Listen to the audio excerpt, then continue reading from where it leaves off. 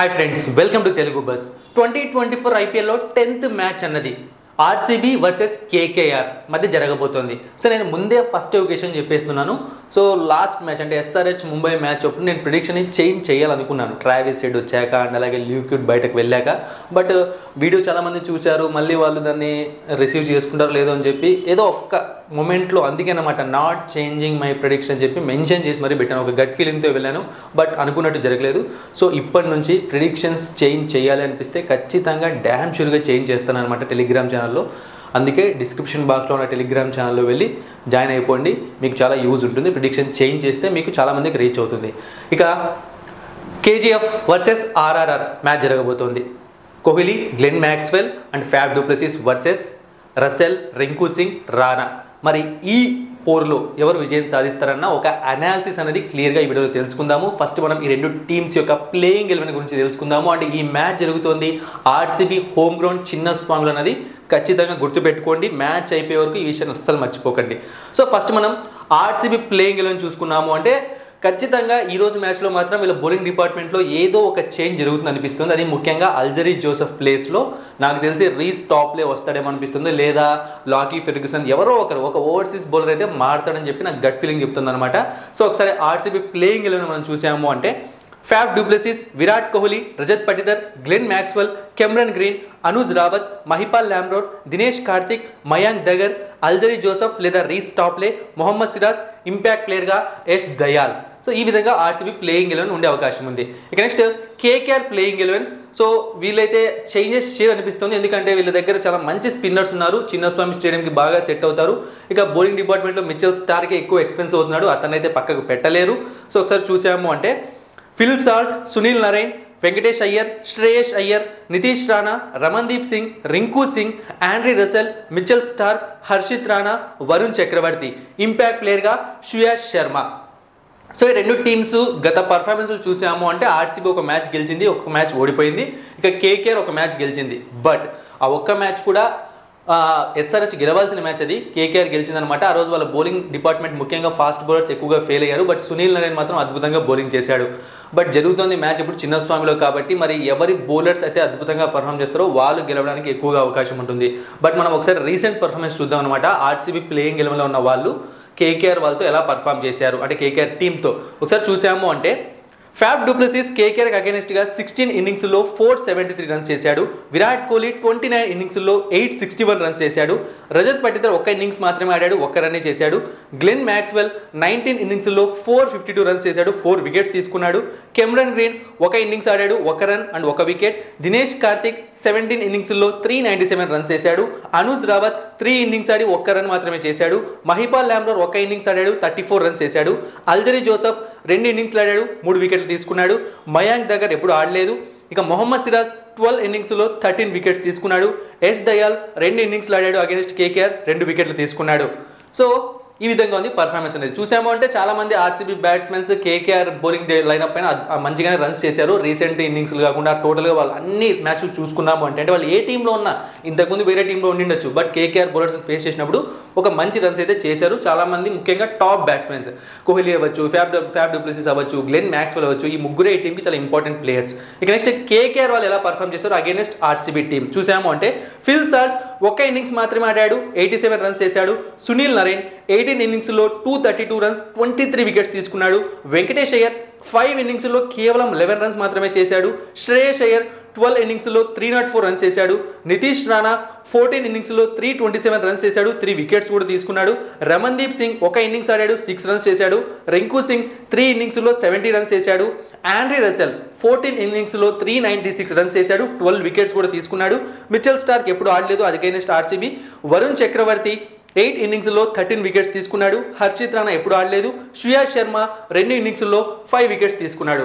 So ఈ టీంలో చూసుకున్నా సరే ఇంపార్టెంట్ ప్లేయర్స్ అంటే ఫిల్ సాల్ట్ ఒక ఇన్నింగ్స్ ఆడిండొచ్చు, మంచి రన్స్ చేశాడు. ఇక Nitish Rana and Shreyas Iyer, so Andre Russell వీళ్ళు కూడా ఆర్సీబీకి అగైనెస్ట్గా మంచిగానే పర్ఫామ్ చేశారు. సో ఒక టగ్ ఆఫ్ వార్ అని చెప్పుకోవచ్చు ఈ మ్యాచ్ అనేది. మరీ ముఖ్యంగా ఆండ్రీ రసెల్ ఫస్ట్ మ్యాచ్లో విధ్వంసం క్రియేట్ చేశాడు. మరి చిన్న స్వామిలో ఏం చేస్తాడని చెప్పి ప్రతి ఒక్కరు భయపడుతున్నారు అనమాట. అలాంటి టీమ్స్ మధ్య మ్యాచ్ జరగబోతోంది. ఇక ప్లేయర్ బ్యాట్లు ఒకసారి చూద్దాం అనమాట. ఫస్ట్ ఆర్సీబీ వాళ్ళతో స్టార్ట్ చేద్దాము. ఇది కేవలం ఐపీఎల్లో మ్యాచెస్ని మాత్రమే కన్సిడర్ చేసినవి, అంటే ఐపీఎల్ లేకుంటే T20 లీగ్ వాటిని మాత్రమే, ఇంటర్నేషనల్ ఫార్మాట్కి ఇక్కడికి సంబంధం లేదు. సో కోహ్లీ వర్సెస్ నరైన్ చూసాము అంటే 106 రన్స్ 4 టైమ్స్ అవుట్ అయ్యాడు, 100 strike rate. Kohli versus Russell చూసాము అంటే 83 రన్స్ 2 సార్లు అవుట్ అయ్యాడు, 143 strike rate. Kohli versus Varun Chakravarthy 31 runs ఒకసారి అవుట్ అయ్యాడు, 93 strike rate. So Kohli against spin కొంచెం తక్కువ స్ట్రైక్ రేట్తో బ్యాటింగ్ చేస్తున్నాడు. చాలా కాలంగా కోహ్లీ స్పిన్కి ఇబ్బంది పడుతున్నాడు అన్నమాట వాస్తవమే. కానీ మొన్న ఆడిన మ్యాచ్ మనం చూసాము అంటే అగేనెస్ట్ పంజాబ్ స్పిన్నర్స్ పైన కూడా చాలా అటాకింగ్ చేశాడనమాట. అదే గేమ్ ప్లేని కోహ్లీ కంటిన్యూ చేస్తే ఆర్సీబీకి చాలా ప్లస్ అవుతుంది. ఇక నెక్స్ట్ ఫ్యాఫ్ డూప్లెసిస్ చూసాము అంటే ఫ్యాఫ్ versus Russell 58 runs 2 times out అయ్యాడు, 175 స్ట్రైక్ రేట్ ఉంది. ఫ్యాఫ్ వర్సెస్ సునీల్ నరైన్ 53 రన్స్ 2 సార్లు అవుట్ అయ్యాడు, 79 స్ట్రైక్ రేట్ ఉంది. ఫ్యాఫ్ వర్సెస్ వరుణ్ చక్రవర్తి 42 రన్స్ ఒకసారి అవుట్ అయ్యాడు, 140 స్ట్రైక్ రేట్ ఉంది. ఫ్యాఫ్ du Plessis versus Shreyas Sharma so duck out అయ్యాడు. సో ఫ్యాఫ్ డూప్లెసిస్కి కూడా స్పిన్తో కొంచెం ప్రాబ్లం ఉంది, మరి చూద్దాం ఎలా పర్ఫామ్ చేస్తాడో. కేకేఆర్లో చాలా మంచి స్పిన్నర్స్ ఉన్నారు. ఇక next Glenn Maxwell versus Sunil Narine చూసాము అంటే 88 రన్స్ 4 టైమ్స్ అవుట్ అయ్యాడు, 106 స్ట్రైక్ రేట్.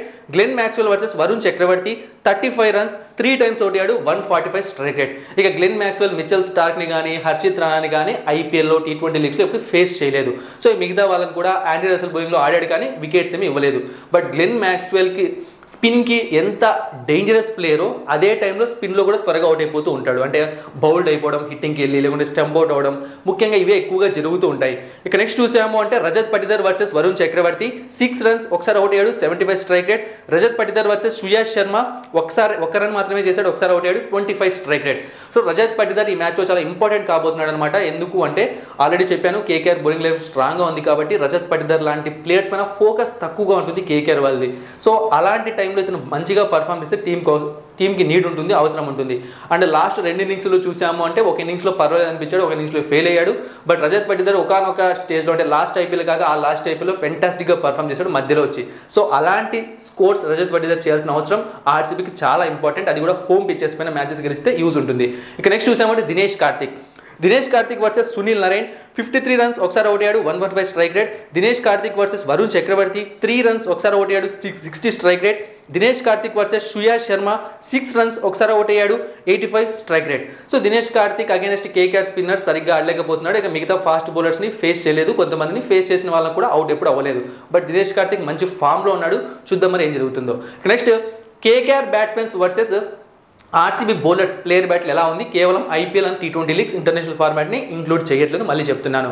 సో ఫస్ట్ మనం ఫిల్ సాల్ట్ చూసాము అంటే against Reece Topley 17 runs 3 times out అయ్యాడు, 106 strike rate. Phil Salt versus Maxwell 14 runs 2 times out అయ్యాడు, 73 strike rate. Phil Salt versus Karan Sharma 20 runs ఒకసారి out అయ్యాడు, 181 strike rate. So చెప్పాను కదా కేవలం ఐపీఎల్ మాత్రమే కాదు T20 లీగ్స్లో కూడా కొన్నిసార్లు వీళ్ళని ఫేస్ చేసి ఉంటాడు, మ్యాక్స్వెల్ అవ్వచ్చు లేకుంటే రీస్టాప్లైన్ అవ్వచ్చు. అందుకే మనకి ఎక్కువ కనిపిస్తుంది, ఎందుకంటే ఫిల్ సాల్ట్ అన్ని ఎక్కువ మ్యాచ్లు ఆడలేదు. ఇక నెక్స్ట్ చూసాము అంటే Shreyas Iyer versus Siraj 32 runs 2 times out అయ్యాడు, 103 strike rate. Shreyas Iyer versus Yash Dayal duck out అయ్యాడు. సో చాలా మంది బౌలర్స్ ఉన్నారు కొంతమంది ఆర్సీబీ వాళ్ళు, కానీ శ్రేయస్ అయ్యర్ ఎందుకు ఫేస్ చేయలేదంటే మనం చూసాము అంటే బౌలింగ్ డిపార్ట్మెంట్లో చాలా మార్పులు జరిగాయి ఈ ఇయర్ ఆర్సీబీకి. అందుకే వాళ్ళని మయాంక్ దగ్గరని కరణ్ శర్మని శ్రేయస్ అయ్యర్ ఇప్పుడు ఫేస్ చేయలేదు. ఇక నెక్స్ట్ చూసాము అంటే నితీష్ రాణా వర్సెస్ సిరాజ్ 35 రన్స్ ఒకసారి అవుట్ అయ్యాడు, 152 strike rate. Nitish Rana versus Alzarri Joseph 13 runs ఒకసారి అవుట్ అయ్యాడు, 130 strike rate. Nitish Rana versus Karan Sharma 26 runs ఒకసారి అవుట్ అయ్యాడు, 200 స్ట్రైక్ రేట్ ఉంది. ఇక next Russell big man versus RCB bowlers ఎలా ఉంది. రసెల్ వర్సెస్ సిరాజ్ చూసాము అంటే 22 రన్స్ 2 టైమ్స్ అవుట్ అయ్యాడు, 115 strike rate. Russell versus Alzarri Joseph 56 runs 2 times out అయ్యాడు, 200 స్ట్రైక్ రేట్ ఉంది. Russell versus Karan Sharma duck out అయ్యాడు. సో ఆండ్రీ రసెల్ పైన చాలా హోప్స్ ఉన్నాయి కేకేఆర్కి. అండ్ ఆర్సీబీ ఫ్యాన్స్ కానీ ఎవరైనా ఎక్కువగా భయపడుతున్నారంటే కేవలం ఆండ్రీ రసెల్కి మాత్రమే. బట్ నాకేమనిపిస్తోంది అంటే ఈ మ్యాచ్లో అంత విధ్వంసం జరగదేమో అనిపిస్తుంది. అంటే ఆండ్రీ రసెల్ త్వరగా అవుట్ అవుతాడేమో అని చెప్పి నా ఫీలింగ్. సో చూద్దాం ఏం జరుగుతుందో. ఇక నెక్స్ట్ చూసాము అంటే రింకు సింగ్. సో కేకేఆర్ డిపార్ట్మెంట్లో ఒక కన్సిస్టెంట్ బ్యాటర్ అనమాట, అద్భుతంగా ఆడుతున్నాడు. చాలా కాలంగా అతను ఎప్పుడు రన్స్ చేయకుండా రింకు సింగ్ అవుట్ అయింది లేదు. సో అలాంటి ఇన్నింగ్స్లో ఆడుతున్నాడు. బట్ ఇక్కడ రింకు సింగ్ కేవలం యష్ దయాల్ బౌలింగ్లో మాత్రమే ఒకసారి అవుట్ అయ్యాడు ఐపీఎల్లో. 35 రన్స్ ఒకసారి అవుట్ అయ్యాడు, 388 స్ట్రైక్ రేట్ ఉంది. ఆ స్ట్రైక్ రేట్ ఎలా వచ్చిందో మీకు తెలుసు. ఇంతకుముందు గుజరాత్లో యష్ దయాల్ ఉన్నప్పుడు రింకు సింగ్ ఒకే ఓవర్లో 5 సిక్స్లు కొట్టాడు. ఇక మిగతా బౌలర్స్ని సిరాజ్ని కరణ్ శర్మని సో ఇంకా అలాగే రీస్టాప్లని వీళ్ళని ఫేస్ చేయలేదు. సిరాజ్ని ఫేస్ చేసాడు కానీ ఎప్పుడు అవుట్ కాలేదు. సో ఈ విధంగా ఉంది రింకు సింగ్ పర్ఫార్మెన్స్. ఇక నెక్స్ట్ ఈ రెండు టీమ్స్ మధ్య హెడ్ టు హెడ్ ఫైట్ ఎలా ఉంది. ఆర్సీబీ వర్సెస్ కేకేఆర్ ఇప్పటి వరకు చాలా మ్యాచ్లు జరిగాయి అనమాట. అందులో ఆర్సీబీ 14 మ్యాచెస్ గెలిస్తే కేకేఆర్ 19 మ్యాచెస్ గెలిచింది. అంటే 33 మ్యాచెస్లో కేకేఆర్కి కొంచెం ఎక్కువగా ఎడ్జ్ కనిపిస్తుంది ఆర్సీబీ పైన. మీకు తెలుసు లోయెస్ట్ రికార్డ్ కూడా కేకేఆర్కి ఉన్నది, ఆర్సీబీకి ఉన్నది కేకేఆర్కి అగేన్స్ట్గానే. నెక్స్ట్ బ్యాటింగ్ ఫస్ట్ చేసినప్పుడు ఆర్సీబీ 3 మ్యాచెస్లో మాత్రమే గెలిచింది. దీన్ని గుర్తుపెట్టుకోవాలి. కేకేఆర్ 9 మ్యాచెస్లో గెలిచింది. సో ఫస్ట్ టైం బ్యాటింగ్ చేసినప్పుడు గెలవలేకపోతుంది అంటే మీకు అర్థం చేసుకోవాలి, బౌలింగ్ డిపార్ట్మెంట్ వీక్గా ఉండడం వల్ల చాలాసార్లు కేకేఆర్ వాళ్ళు ఆ స్కోర్ని చాలా ఈజీగా చేశారు. సో మనం ఇప్పుడు ఏం జరుగుతుందో చూద్దాం. ఇక నెక్స్ట్ బ్యాటింగ్ సెకండ్ చేసినప్పుడు చూసాము అంటే ఆర్సీబీ 11 మ్యాచెస్లో గెలిచింది, కేకేఆర్ 10 మ్యాచెస్లో గెలిచింది. సో సెకండ్ బ్యాటింగ్ చేసినప్పుడు ఆర్సీబీ వాళ్ళు గెట్ ఆన్ అవుతున్నారు, స్కోర్ని చేస్తున్నారు. సో నాకు తెలిసి ఈరోజు కూడా వాళ్ళు టాస్ గెలిచి చేజింగ్ తీసుకోవడమే బెటర్ అగైనెస్ట్ కేకేఆర్. ఇక చిన్నస్వామి స్టేడియం పిచ్ రిపోర్ట్ ఎన్నిసార్లు చెప్పండి, సేమ్. ఇది బ్యాటింగ్ ప్యారడైజ్ అనమాట. ఖచ్చితంగా భారీ స్కోర్లు వస్తాయి. అంటే మీరు అడగచ్చు అప్పుడు లాస్ట్ మ్యాచ్లో ఎందుకు రాలేదని చెప్పి. లాస్ట్ మ్యాచ్లో ఒక గేమ్ ప్లాన్తో వెళ్ళింది ఆర్సీబీ. ఎందుకంటే ఫస్ట్ వాళ్ళే బౌలింగ్ చేశారు. సో చాలా అద్భుతమైన హార్డ్ లెన్స్ వేశారనమాట. అంటే బ్యాట్స్మెన్స్ కొట్టలేని బాల్స్ వేశారు. అంటే హోమ్ గ్రౌండ్లో ఇలాంటి టెక్నిక్స్ని యూజ్ చేయడం చాలా ఇంపార్టెంట్ ఆర్సీబీకి. ఎందుకంటే ఆర్సీబీ గ్రౌండ్లో ఎప్పుడు వాళ్ళకి మంచి రికార్డ్ లేకపోవడం వల్ల ఈ ప్లే ఆఫ్స్కి రావడం, లేకుంటే ఫైనల్స్కి రావడం, అంటే ఈ మధ్య కాలంలో అద్భుతంగా వస్తున్నారు ప్లేయర్స్కి. కానీ ఇంతకుముందు వాళ్ళు ఓడిపోవడానికి కారణం ఇదే. బట్ ఈ మధ్య వాళ్ళు హోమ్ గ్రౌండ్లో గెలవడం అనేది అలవాటు చేసుకుంటున్నారు అనమాట.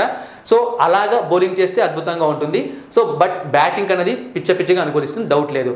ఇక లాస్ట్ 10 మ్యాచెస్ చూసాము అంటే ఇక్కడ పేస్కి 56 వికెట్స్ పడితే స్పిన్కి 52 వికెట్స్ పడ్డాయి. ఇక టోటల్ మ్యాచెస్ చూసాము అంటే T20 ఫార్మాట్ పరంగా ఇక్కడ 90 జరిగితే ఫస్ట్ టైం బ్యాటింగ్ చేసిన టీం 37 గెలిచింది, సెకండ్ టైం బ్యాటింగ్ చేసిన టీం 47 గెలిచింది. సో లాస్ట్ టైం కూడా చెప్పాను, చిన్నస్వామిలో చేజింగ్ కొంచెం ఈజీ అనమాట. ఎందుకంటే బ్యాటింగ్ పిచ్ కాబట్టి ఎలాంటి బ్యాట్స్మెన్స్ ఉన్నా కొంచెం ధైర్యం చేస్తే స్కోర్స్ వచ్చేస్తాయి. ఇక్కడ యావరేజ్ ఫస్ట్ ఇన్నింగ్ స్కోర్ చూసామంటే 169గా ఉంది, యావరేజ్ సెకండ్ ఇన్నింగ్ స్కోర్ 153గా ఉంది. సో ఇప్పుడు మ్యాచ్లో ఎవరు గెలుస్తారు? సో కామెంట్ సెక్షన్లో మీరు తెలియజేయండి ఎవరు గెలుస్తారు, ఆర్సీబీనా కేకేఆర్? సో ఇప్పుడు నా ఒపీనియన్ చెప్తాను అనమాట, చాలా ఎలాబరేట్ చేసి చెప్తాను. ఒకవేళ మన పంజాబ్ కింగ్స్కి ఎలాగైతే ఆర్సీబీ బౌలింగ్ చేసిందో అలాంటి బౌలింగ్ మంచిగా చేస్తే ఖచ్చితంగా ఆర్సీబీని ఈ మ్యాచ్లో ఎవ్వరూ కూడా ఆపలేరు. లేకుండా ఎక్స్పెన్సివ్ అయ్యారు అంటే బౌలర్లు, ఇక ఆర్సీబీ గెలవడం కూడా అసాధ్యమే. ఎందుకంటే కేకేఆర్లో చాలా మంచి బ్యాట్స్మెన్స్ ఉన్నారు కాబట్టి. బట్ నేనేమంటున్నానంటే ఆర్సీబీ ఫేవరే ఈ గేమ్లో. బట్ టాస్ అన్నది ఖచ్చితంగా చూడాలి. అలాగే ప్లేయింగ్ ఎలెవెన్ ఇంకొకసారి చూడాలి. అల్జరీ జోసెఫ్ ఉంటాడా, రీస్టాప్లే వస్తాడా, లాకీ ఫెర్గ్యూసన్ వస్తాడా, లేకుంటే కేకేఆర్ ఏమైనా చేంజెస్ చేసుకొని వస్తుందా? సో ఇలాంటివన్నీ చూసి ప్రిడిక్షన్ నేను టెలిగ్రామ్ ఛానల్లో ప్రొవైడ్ చేస్తాను. ప్రెజెంట్ అయితే ఆర్సీబీ ఫేవర్ అని చెప్తున్నాను. బట్ అది కొన్ని కండిషన్స్ ఉంటాయి కదా, స్టార్ పెట్టి కండిషన్స్ అప్లై అంటారు కదా, ఆ విధంగా. అందుకే ఫైనల్ ప్రిడిక్షన్ టెలిగ్రామ్ ఛానల్లో నేను అప్లోడ్ చేస్తాను అనమాట. వెంటనే వెళ్ళి జాయిన్ అవ్వండి, డిస్క్రిప్షన్ బాక్స్లో లింక్ ఉంది. Thank you for watching and supporting మీ. మరిన్ని ఇంట్రెస్టింగ్ వీడియోస్ కోసం సబ్స్క్రైబ్ చేయడం మర్చిపోకండి.